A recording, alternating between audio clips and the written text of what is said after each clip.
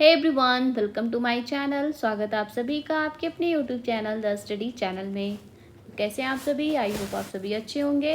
और आपको बता दूं कि यूपी टेट का ये जो है कि वीडियो है यूपी टेट से रिलेटेड। और बाल विकास एवं शिक्षण विधि इसका टॉपिक है।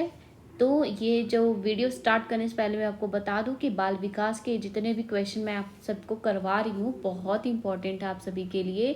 ये केवल यूपी टेट के लिए ही नहीं बल्कि आपको सी टेट में भी काफ़ी हेल्प करेगा। और सी टेट दिसंबर में जो एग्ज़ाम होगा उसका नोटिफिकेशन आ चुका है एप्लीकेशन का। तो आप अगर फॉर्म नहीं फिल किए हैं तो आप उसको देख लीजिए।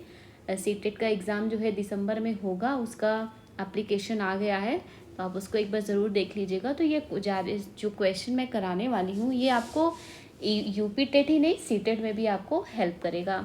तो इस वीडियो को आप एंड तक ज़रूर देखिएगा। और आज का जो सेशन है वो पहले वाले वीडियो से रिलेटेड है। पहले वाले वीडियो मैंने 20 क्वेश्चन कराए थे और अभी उसके बाद का जो क्वेश्चन है वो उसको कराने वाली हूँ। तो 20 क्वेश्चन के बाद के जो क्वेश्चन है वो आज हम डिस्कस करेंगे। तो चलिए स्टार्ट करते हैं और देखते हैं आज का अगला क्वेश्चन क्या है। तो 20 के बाद है 21 नंबर का क्वेश्चन, जो कि है कि भारत में प्रथम मनोविज्ञान प्रयोगशाला की स्थापना की थी। किसने की थी? भारत में प्रथम मनोविज्ञान प्रयोगशाला की स्थापना किसने की थी? एन सेन गुप्ता ने, CS बोस ने, AN चटर्जी ने, BN बनर्जी ने। तो इसका सही आंसर हो जाएगा option number 1, N Sen Gupta. N Sen Gupta ने भारत में प्रथम मनोविज्ञान प्रयोगशाला की स्थापना की थी, मतलब इन्होंने किया था। अगला प्रश्न है कि समाजीकरण करने वाली सर्वप्रथम संस्था है। समाजीकरण करने वाली सर्वप्रथम संस्था किसे माना जाता है? घर को, मंदिर को, विद्यालय को या फिर मित्र मंडली को? तो इसका सही आंसर हो जाएगा ऑप्शन नंबर 1, घर। बालक का जो सामाजिकरण होता है उस बालक के सामाजिकरण करने वाली जो सर्वप्रथम संस्था होती है वो कौन होता है? वो घर होता है, परिवार होता है। तो option number 1 is the correct answer. आइए नेक्स्ट क्वेश्चन देखते हैं। नेक्स्ट है कि 3 वर्ष या इससे ऊपर की उम्र के बच्चों को सिखाने के लिए कौन सी विधि सर्वाधिक उपयोगी होगी? 3 वर्ष या उससे ऊपर उम्र के जो बच्चे होते हैं उनको सिखाने के लिए कौन सी विधि सर्वाधिक उपयोगी होगी, ये बताना है आपको। ऑप्शन है पुस्तकों में बने चित्रों की पहचान करा करके, भौतिक रूप से उस प्रकार की वस्तुओं को दिखाकर, या मॉडल पद्धति द्वारा बच्चे को उन चीज़ों का प्रदर्शन करके, परिवेश में उपलब्ध सामग्री द्वारा खेल खेल में सिखाना। आंसर यही सही है, ऑप्शन नंबर 4, परिवेश में उपलब्ध सामग्री द्वारा खेल खेल में सिखाना। खेल खेल में बच्चे जल्दी सीखते हैं, इसलिए 3 वर्ष या उससे ऊपर के जो बच्चे होते हैं उनको अगर आप खेल खेल में सिखाते हैं तो वो जल्दी सीखते हैं। वैसे तो सभी विधियां जो होती हैं वो अपने लक्ष्य को प्राप्त करने में उपयोगी हैं, परंतु जब बच्चा स्वयं उस सामग्री का उपयोग करके खेल खेल में सीखता है तो वो ज़्यादा उसके लिए अच्छा होता है और वह जल्दी सीख जाता है। अगला प्रश्न देखते हैं। अगला प्रश्न है कि थॉर्नडाइक ने बुद्धि की प्रकृति के संदर्भ में कौन सा सिद्धांत प्रस्तुत किया है? थॉर्नडाइक ने बुद्धि की प्रकृति के संदर्भ में कौन सा सिद्धांत प्रस्तुत किया है? एक शक्ति सिद्धांत, विविध शक्ति सिद्धांत, बहुशक्ति सिद्धांत, द्विशक्ति सिद्धांत। आंसर हो जाएगा बहुशक्ति सिद्धांत, ऑप्शन नंबर 3। थॉर्नडाइक ने बुद्धि की प्रकृति के संबंध में बहुशक्ति सिद्धांत को माना है, प्रस्तुत किया है। अगला प्रश्न है कि शारीरिक, मानसिक, सामाजिक तथा संवेगात्मक विकास किस अवस्था में पूर्णता पर पहुंचता है? शारीरिक, मानसिक, सामाजिक और संवेगात्मक विकास किस अवस्था में पूर्णता पर पहुंचता है? शैशवावस्था में, युवावस्था में, बाल्यावस्था में, किशोरावस्था में? आंसर हो जाएगा ऑप्शन नंबर 4, किशोरावस्था में। किशोरावस्था में बालक का शारीरिक, मानसिक, सामाजिक और संवेगात्मक विकास जो है वो पूर्णता को प्राप्त करता है, पूर्णता तक पहुंच जाता है। आंसर यही हो जाएगा किशोरावस्था। नेक्स्ट है कि बच्चे को ड्राइंग और पेंटिंग तथा कलरिंग से सीखने में क्यों आसानी होती है। बच्चे को ड्राइंग और पेंटिंग तथा कलरिंग से सीखने में आसानी क्यों हो जाती है। ड्राइंग, पेंटिंग, कलरिंग बच्चा अपनी कल्पना के अनुसार बनाता है, अतः उसकी समझ में ऐसी बातें ज़्यादा आसानी से आती हैं। या फिर बच्चों को रंग बहुत अच्छे लगते हैं, या बच्चे ड्राइंग को आसान समझते हैं। बच्चे ड्राइंग, पेंटिंग, कलरिंग की बातें उसे अनुकूल तथा ज़्यादा उपयोगी लगती हैं। आंसर हो जाएगा option number 1, drawing, painting, colouring बच्चा अपनी कल्पना के अनुसार बनाता है, अतः उसकी समझ में ऐसी बातें ज़्यादा आसानी से आ जाती हैं। तो इसका सही आंसर यही हो जाएगा ऑप्शन नंबर 1। नेक्स्ट क्वेश्चन है कि खेलों के द्वारा सामाजिकता विकसित होती है, क्योंकि खेलों के द्वारा सामाजिकता विकसित होती है क्योंकि बालक कल्पना करके खेलता है, बालक अपनी बौद्धिक शक्ति का प्रयोग करता है, बालक समूह में खेलता है जिसमें सामाजिकता का विकास होता है, या बालक स्वतंत्र होकर खेलता है। आंसर हो जाएगा ऑप्शन नंबर 3, बालक समूह में खेलता है जिसमें सामाजिकता का विकास होता है। ऑप्शन नंबर 3 बिल्कुल सही आंसर हो जाएगा इस क्वेश्चन का कि खेलों के द्वारा सामाजिकता विकसित होती है क्योंकि बालक समूह में खेलता है जिसमें सामाजिकता का विकास होता है। बिल्कुल सही आंसर है। अगला प्रश्न है कि विकास के अधिगम सिद्धांत को प्रतिपादित किया था। विकास के अधिगम सिद्धांत को किसने प्रतिपादित किया था। James Drever, Robert Richardson Sears, Clark Hull, McDougall. इसका सही आंसर हो जाएगा option number B, Robert Richardson Sears. Option number 2 बिल्कुल सही आंसर हो जाएगा। विकास के अधिगम सिद्धांत का प्रतिपादन रॉबर्ट रिचर्डसन सीयर्स ने किया था। अगला प्रश्न है कि किशोरावस्था की विशेषताओं में शामिल नहीं है। ध्यान दीजिएगा, यहाँ पे पूछ रहा है कि किशोरावस्था की विशेषताओं में शामिल नहीं है। क्या शामिल नहीं है?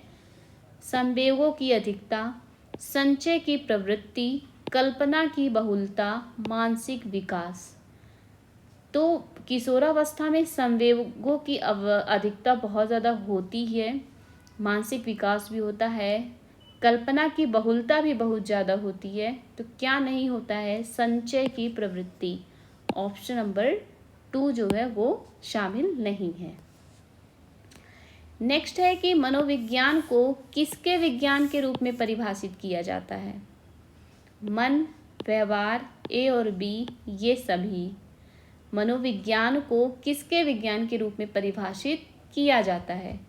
आंसर हो जाएगा इसका ऑप्शन नंबर 3, ए और बी दोनों, मन और व्यवहार, इन दोनों के रूप में मनोविज्ञान को परिभाषित किया जाता है।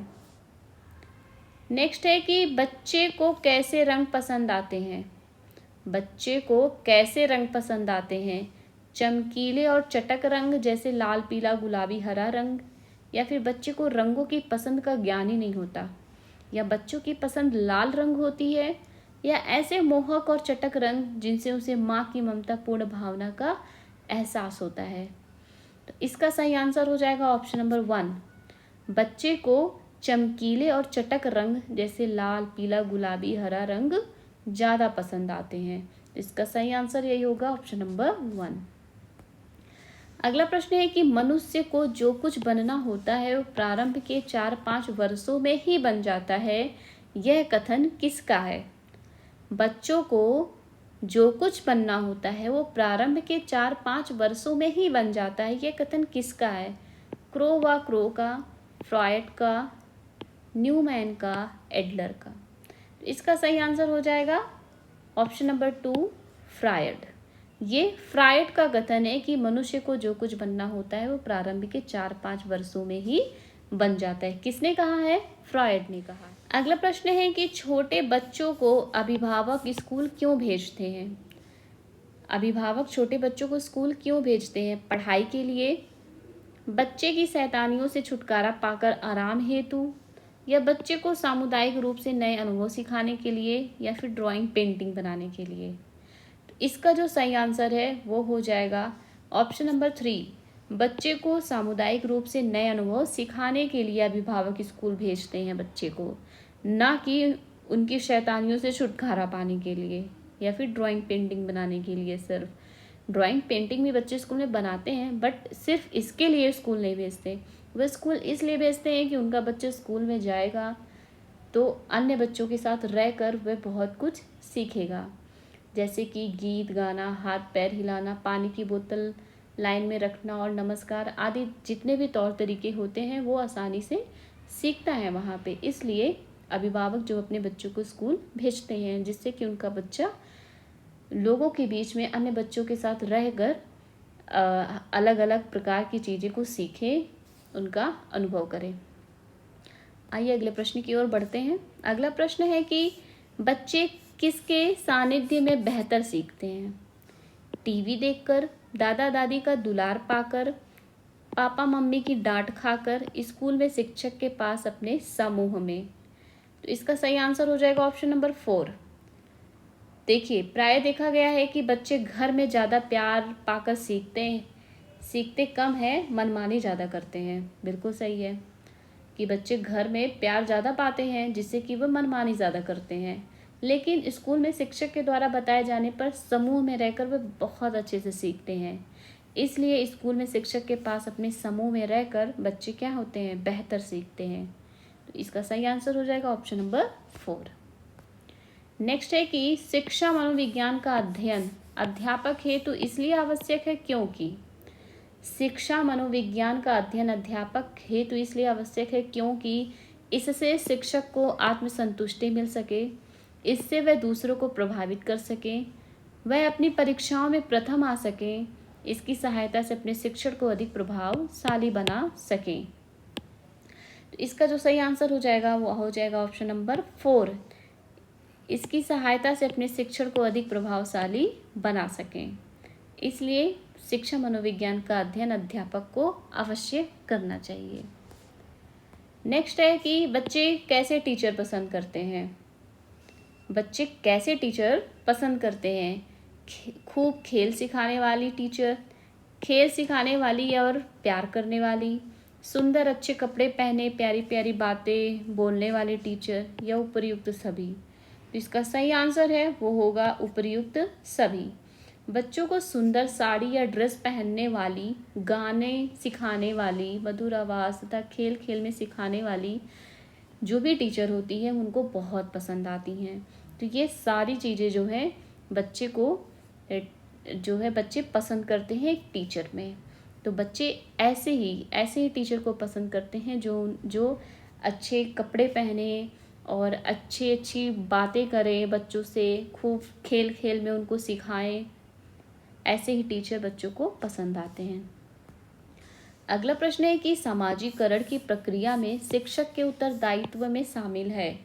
सामाजिकरण की प्रक्रिया में शिक्षक के उत्तरदायित्व में शामिल है सामाजिकरण, वातावरण का निर्माण, सामूहिक कार्यों को प्रोत्साहन, सांस्कृतिक कार्यों को प्रोत्साहन, उपर्युक्त सभी। तो सामाजिकरण की प्रक्रिया में शिक्षक के उत्तरदायित्व में शामिल है, ये सभी शामिल हैं। ऑप्शन नंबर 4 ये सभी शामिल हैं। सामाजिकरण, वातावरण का निर्माण, सामूहिक कार्यों को प्रोत्साहन, सांस्कृतिक कार्यों को प्रोत्साहन, ये तीनों जो आंसर हैं वो तीनों सही हैं। नेक्स्ट है कि बच्चे जिद्दी क्यों बनते हैं? आई थिंक बच्चे जिद्दी क्यों बनते हैं? जब परिवार में माँ बाप में अंतर वैयक्तिक संप्रेषण सही ना होने से उन्हें बार बार डांट सहनी पड़ती है, जब बच्चे की मनमानी पूरी की जाती है, बच्चे को दूसरे से मिलने नहीं दिया जाता, दादा दादी या अन्य पारिवारिक लोगों की गलत कामों में छत्र छाया मिलती है। तो इसका सही आंसर हो जाएगा ऑप्शन नंबर 1। जब परिवार में माँ बाप में अंतर वैयक्तिक संप्रेषण सही से नहीं हो पाता है और उसकी वजह से बच्चे को जब बार बार डांट सहनी पड़ती है उससे बच्चा काफ़ी चिड़चिड़ा हो जाता है, जिद्दी हो जाता है। इसका आंसर यही हो जाएगा। अगला प्रश्न है कि बालिकाओं का भाषिक विकास बालकों से उच्च रहता है सभी अवस्थाओं में, शैशवावस्था में, बाल्यावस्था में या किशोरावस्था में।